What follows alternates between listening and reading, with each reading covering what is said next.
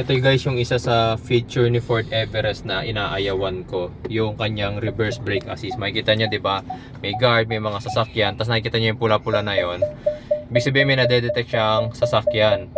Ang problema, kahit natansyado naman namin yung sasakyan, tansyado namin yung tao, si Ford Everest nakikialam mga boss.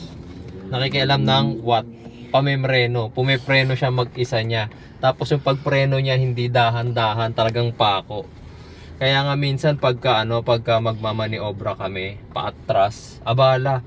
Kasi minsan kahit naman tansyado mo, syempre minsan mararamdaman mo naman kung mababangga mo yung sasakyan sa gilid, 'di ba? Andar ka pa rin, go ka pa rin, 'di ba? Kasi nga malayo ka pa eh. Pero yung Ford Everest dahil nga more on safety siya, ang gagawin niya, pepreno na kaagad siya.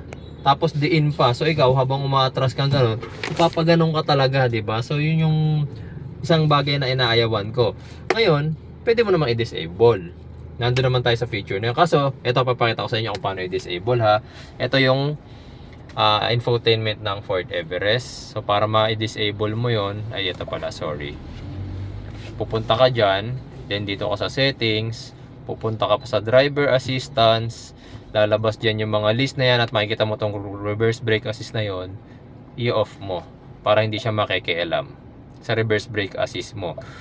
Sana meron siyang feature na dito mo na siya i-off, pipindutin mo na lang. Kasi pag dyan,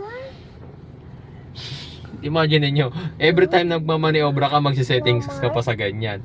Tapos kapag pinatay mo na yung makina mo at nag-on ka na ulit, I don't know kung bumabalik siya sa dating stock settings na nag-on siya ulit ha. Kasi yung lane keeping assist meron dito. Ito oh. Lane keeping assist, yung sa cruise control, yung sa distance, 'di ba? So meron. So sana yung reverse brake assist Ford is lagyan nyo na lang ng button dito. Malaking bagay yung reverse brake assist para sa mga hindi ganun ka iingat mag-reverse. Malaking bagay din yung reverse brake assist kasi minsan kahit dahan-dahan kang umaatras, mayroong bumubulusok or may rumaragas ang sasakyan sa likod mo na talagang malaking tulong para maiwasan na makabangga ka habang umaatras. Yun lang. Basta, yun para sa akin Ewan ko lang sa ibang naka Ford Everest, medyo disadvantage for me yung sobrang sensitive ng pagre-reverse brake assist niya na kahit na tansyado mo naman na malayo yung sasakyan or tansyado mo naman na mabagal kang umaatras. No. Pako kasi siya talagang magpreno guys, pako. Minsan nakakagulat siya na, kaya mo namang umatras eh. Tapos malayo naman yung sasakyan, pumreno pa mag-isa yung Everest mo. Yun.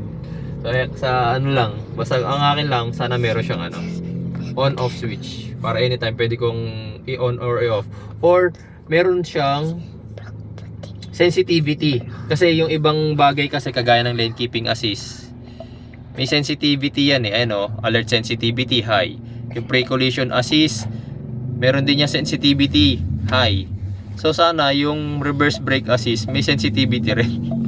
wala siyang sensitivity on off lang siya. So sana meron siyang meron siyang sensitivity adjustment, no? Yun lang guys, yun lang.